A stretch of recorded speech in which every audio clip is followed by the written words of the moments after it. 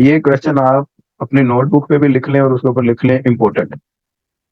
Traditional theory of cost हम ये सीखेंगे। और ट्रेडिशनल एक होती है modern theory of cost. Traditional या मॉडर्न पे डायरेक्ट आने से पहले हमें कॉस्ट ऑफ प्रोडक्शन का आइडिया होना चाहिए। कॉस्ट ऑफ प्रोडक्शन नाम से ही आप लोगों को पता चल रहा होगा, प्रोडक्शन करते समय आपको कुछ ना कुछ एक्सपेंडिचर्स बियर करने पड़ते हैं। रॉ मटेरियल आपने खरीदना है, जगह रेंट पे ली हुई है, उसका आपने रेंट देना है, आपने स्टाफ रखा हुआ है, उसको सैलरीज देनी है। तो इस किस्म के जितने भी प्रोडक्शन प्रोसेस में खर्चे आते हैं उन्हें कॉस्ट ऑफ प्रोडक्शन कहते हैं। समझे बात? आवाज आ रही है मेरी, ये कट रही है? सर आ रही है। ठीक है, साथ साथ रिस्पॉन्स देते रहेंगे ना तो मुझे आसानी होगी। अब इन अखराजात में कुछ फिक्स कॉस्ट होती हैं, कुछ वेरिएबल कॉस्ट होती हैं। फिक्स कॉस्ट आप प्रोडक्शन करें या ना करें, आपको बियर करनी ही करनी पड़नी है, उसे बोलते हैं फिक्स कॉस्ट। और वेरिएबल कॉस्ट ऐसी कॉस्ट है जो आपकी प्रोडक्शन के साथ बराह रास्त लिंक होते हैं। प्रोडक्शन ज्यादा करेंगे तो आपकी कॉस्ट ज्यादा हो जाएगी, प्रोडक्शन कम करेंगे तो आपकी कॉस्ट कम हो जाएगी। इस किस्म की कॉस्ट को वेरिएबल कॉस्ट कहते हैं। ठीक है, दो तरह की कॉस्ट है, फिक्स कॉस्ट और वेरिएबल कॉस्ट। अब एक होती है शॉर्ट रन कॉस्ट, एक होती है long run cost. Short run, थोड़े दुरानिया के लिए आपने प्रोडक्शन स्टार्ट की और उस थोड़े अरसे में आपको जो कॉस्ट ऑफ प्रोडक्शन बियर करना पड़ रही है उसे शॉर्ट रन कॉस्ट कहते हैं। एक होती है लॉन्ग रन कॉस्ट, जब आप 5 साल 10 साल 15 20 साल के परस्पेक्टिव में बात करते हैं कि यार 20 सालों में मेरा इतना खर्चा हुआ है, मैंने इतनी प्रॉफिट की है, वो हो जाती है long run cost. Short run में कुछ फैक्टर्स फिक्स होते हैं, कुछ वेरिएबल होते हैं, लेकिन लॉन्ग रन में तमाम फैक्टर वेरिएबल होते हैं। फिक्स का कॉन्सेप्ट लॉन्ग रन में नहीं होता, वो सिर्फ शॉर्ट रन में होता है। Is it clear? जी सर। अच्छा, बहरहाल अभी हम शॉर्ट रन को डिस्कस करेंगे। शॉर्ट रन एक ऐसा टाइम पीरियड है जिसमें firm can not change its productive capacity. Here some factors of production are fixed and some are variable। वही बात जो भी मैंने आपको बताई है। इसमें अब कुछ कॉस्ट के कॉन्सेप्ट हैं। सबसे पहले आता है total fix cost. Total fix cost का मतलब है फिक्स कॉस्ट जितनी भी है आपकी प्रोडक्शन प्रोसेस में, उन सभी को जमा कर लें, वो टोटल फिक्स कॉस्ट है। वैसे ये अगर आपने कोई जगह रेंट पे ली हुई है और उसका रेंट आपने देना ही देना है, प्रोडक्शन करें या ना करें, तो वो रेंट फिक्स कॉस्ट होगी या वेरिएबल कॉस्ट होगी? Sir fix. फिक्स कॉस्ट होगी, शाबाश। दूसरी चीज, आपने वहां पे पानी का कनेक्शन करवाया हुआ है और पानी का बिल आपको हर महीने 700 आता जा रहा है, आप पानी इस्तेमाल करें या ना करें, वो बिल आपने देना ही देना है। तो ये पानी का बिल जो सा है, ये फिक्स कॉस्ट है कि वेरिएबल कॉस्ट है? Fix sir fix. जी। तो इस किस्म की जितनी भी कॉस्ट हैं उन सभी को आप एड अप कर लें तो ये टोटल फिक्स कॉस्ट हो जाएगी ना। जी। ठीक है। अब इस टोटल फिक्स कॉस्ट को आप अपनी प्रोडक्शन के यूनिट पे डिवाइड करते हैं। आपने जितने यूनिट प्रोड्यूस किए हैं उसे क्यू से डिनोट किया जाता है। क्यू से डिवाइड करते हैं कि वो एवरेज फिक्स कॉस्ट बन जाएगी। ये देखें नीचे लिखा हुआ फॉर्मूला इसका, आ रहा है ना? जी सर आ रहे हैं। हम्म, ये इसकी शेप आ गई। अब फिक्स कॉस्ट जिसने बेचारी ने रहना ही फिक्स है, तो ये स्ट्रेट हॉरिजॉन्टल लाइन बनेगी। आउटपुट आप ज्यादा करें या आउटपुट आप कम करें, आउटपुट के साथ ये कॉस्ट रिलेट नहीं करती। आउटपुट ज्यादा करें या कम करें, कॉस्ट आपकी फिक्स है इसी पॉइंट पे। दूसरी तरफ एवरेज फिक्स कॉस्ट, ये जो जो आप प्रोडक्शन इंक्रीज करते जाए आपकी कॉस्ट कम होती जाएगी, नीचे आती जाएगी। ये इसका पैटर्न होता है। डन।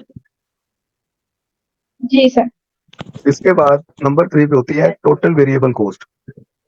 अब आपने रॉ मटेरियल खरीदना प्रोडक्शन के लिए, तो वो जितनी आपने प्रोडक्शन करनी है उतना रॉ मटेरियल खरीदेंगे। प्रोडक्शन ज्यादा करनी है तो ज्यादा मटेरियल खरीदेंगे, पर प्रोडक्शन कम करनी है तो कम मटेरियल खरीदेंगे। तो रॉ मटेरियल की परचेजिंग ये वेरिएबल कॉस्ट है या फिक्स कॉस्ट है? वेरिएबल वेरिएबल, होगा क्योंकि वेरिएबल कॉस्ट कॉस्ट पे है। डिपेंड करता है जी, हमारे इसी ऊपर। तरह आपने बिजली का बिल देना है, वो जितने यूनिट कंज्यूम करेंगे उतना बिल आपको ज्यादा आएगा। जितनी ज्यादा प्रोडक्शन उतनी बिजली की कंजम्पशन ज्यादा, बिल ज्यादा। जितनी कम प्रोडक्शन उतना इलेक्ट्रिसिटी का बिल कम। तो ये इलेक्ट्रिसिटी का बिल ये फिक्स कॉस्ट है वेरिएबल कॉस्ट है? वेरिएबल फिक्स नहीं, वेरिएबल है वेरिएबल। वेरिएबल है। तो ये दो तो मैंने आपको गिनवा दी, बाकी भी इस तरह की चीजें बेशुमार होती हैं। कोई स्टाफ की सैलरी है, वर्क चार्ज की, और कुछ अदर एक्सपेंसेस हैं, लाइक गैस का बिल हो गया, टेलीफोन का हो गया, या और मामला हो जाते हैं, ट्रांसपोर्टेशन कॉस्ट होगी, कम्युनिकेशन का बिल हो गया। तो इस किस्म की जितनी भी कॉस्ट हैं उनको आप जमा कर लें, ये टोटल वेरिएबल कॉस्ट हो जाएगी।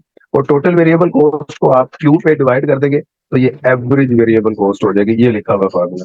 नीचे इनकी शेप की बात करें, हमेशा शॉर्ट रन और ट्रेडिशनल कॉस्ट थ्योरी में टोटल वेरिएबल कॉस्ट ये जीरो से स्टार्ट होगी और ये एक वेव तरह की इसकी शेप बनती है।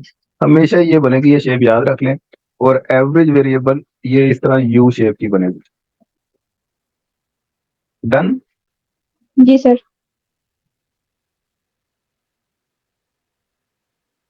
इसके बाद टोटल कॉस्ट। टोटल कॉस्ट आप total fix cost plus total variable cost in दोनों को जमा कर दें तो ये टोटल कॉस्ट बन जाएगी। ये आपकी कंप्लीट कॉस्ट ऑफ प्रोडक्शन को रिप्रेजेंट करेगी। आपके टोटल खर्चा कितना हुआ, जिसमें वेरिएबल और फिक्स आपने जमा कर लिया। ये नीचे फार्मूला इसका लिखा हुआ है। और टोटल कॉस्ट ये जीरो के ऊपर से स्टार्ट होती है और होती है टोटल वेरिएबल के पैरेलल। मतलब टोटल वेरिएबल इस तरह आएगी और टोटल कॉस्ट हमेशा उसके ऊपर होती है। ये ऊपर भी होती है क्योंकि इसमें फिक्स कॉस्ट वो ऐड होती गई, तो ये कर्व जिसकी वजह से ऊंची होगी। ओके। अब एवरेज कॉस्ट, उसकी भी ये शेप यू शेप तरह की होती है। और लास्ट में कॉन्सेप्ट है जी मार्जिनल कॉस्ट का। मार्जिनल कॉस्ट भी यू शेप की तरह की होती है। फर्क सिर्फ ये है कि ये एवरेज कॉस्ट है, ये एवरेज वेरिएबल कॉस्ट है, इसके ऊपर एवरेज कॉस्ट है। मार्जिनल कॉस्ट इन दोनों के नीचे से स्टार्ट होगी और तेजी से ऊपर जाएगी। मार्जिनल कॉस्ट का ये पैटर्न होता है।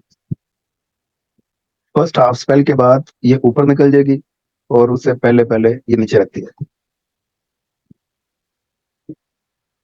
अब आगे इन शेप्स को प्रूव किया हुआ है टेबल की मदद से। ये आपने क्यू आउटपुट को बोलते हैं 0 1 2 3 4 5 6 7। टोटल फिक्स कॉस्ट फर्ज कर लें, आप पैदावार कर रहे हैं या नहीं कर रहे हैं, 4 4 4 4 ये फिक्स है। आउटपुट ज्यादा होने चाहिए, ज्यादा नहीं हो रही। टोटल वेरिएबल कॉस्ट ये कॉलम आपने सिर्फ याद करना है। इस पूरे फ्रेमवर्क में ये कॉलम याद करना है आपने बस, बाकी सारे इसको देख के बनेंगे। ये 3 कॉलम बन गए। फिर आगे आना है जी टोटल कॉस्ट का कॉलम। टोटल कॉस्ट इन दोनों को जमा करके आएगा। देखिए जरा, सही किया मैंने? जी सर सही है। उसके बाद नेक्स्ट है मार्जिनल कॉस्ट। मार्जिनल कॉस्ट बोलते हैं टोटल कॉस्ट में डिफरेंस कितना। इस पे डिफरेंस 4 का है, ये आ गया 4। इनमें डिफरेंस 2 का है, ये आ गया 2। इनमें डिफरेंस 4 का है, ये आ गया 4। इनमें डिफरेंस 6 का है, ये आ गया 6। 8 10 12। ओके जी। Yes sir. ये आपने याद रखनी है बात। Average fix cost T F C over Q. तो ये टी एफ सी है, ये क्यू है। इन दोनों को डिवाइड करते जाए, ये कॉलम निकल आएगा। Average variable cost TBC over Q. ये टीबीसी है, ये क्यू है। इन दोनों को डिवाइड करते जाए, ये कॉलम निकल आएगा। और एवरेज कॉस्ट या तो आप T F C, A F C और ए बी सी इन दोनों को जमा कर ले, वो एसी आ जाएगा। नहीं तो ये टोटल कॉस्ट को क्यू पे डिवाइड कर दें, ये कॉलम निकल आएगा। मैं तो लिख देता हूँ, एसी इक्वल है टीसी ओवर क्यू। समझे बात? जी सर। अब आपने नेक्स्ट इन सभी की शेप्स बना लेनी है। Total variable, total cost, total fix, ये तीनों एक पैनल में बना दें। तो आपको इन वैल्यूज के मुताबिक जब बनाएंगे, इस तरफ आउटपुट ले लें और इस तरफ कॉस्ट ले लें। 3 तरह की कॉस्ट आपने इस पैनल में बनानी है। तो ये आपकी टोटल वेरिएबल कॉस्ट की शेप यही बनेगी, टोटल कॉस्ट की शेप ये बनेगी। टोटल फिक्स जो है बेचारी 4 4 4, तो 4 पर आके सीधी लाइन लगा दें, ये फिक्स कॉस्ट बन जाएगी। आपको पता चल जाएगा अच्छा भी वाकई यही शेप होती है।